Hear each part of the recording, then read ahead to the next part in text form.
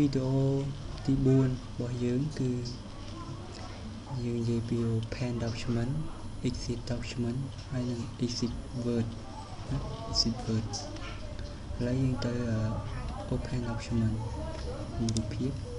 នេះគឺ open document ហើយនេះគឺ close document ហើយនេះគឺ close window ទាំងអស់ close application window ឥឡូវយើងបើករបៀបនេះក៏បើកណាបើក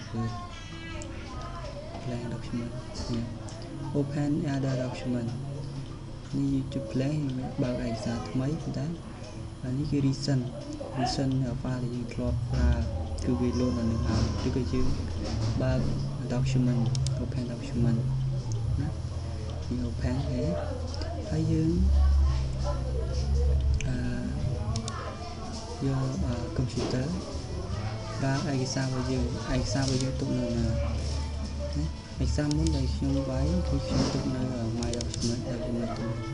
Internet CV យើង click លើវាចំណុចយើង click open ណាវានឹងបើកឯកសាររបស់យើង Internet CV ណាហើយយើងចង់ close ឯកសាររបស់យើងយើង click close ណាclose ណាclose ប៉ុន្តែfile word របស់យើងក៏អត់បិទទេវាជួយបិទវាគឺយើង close ណាឯកសារយើងនឹងបិទណា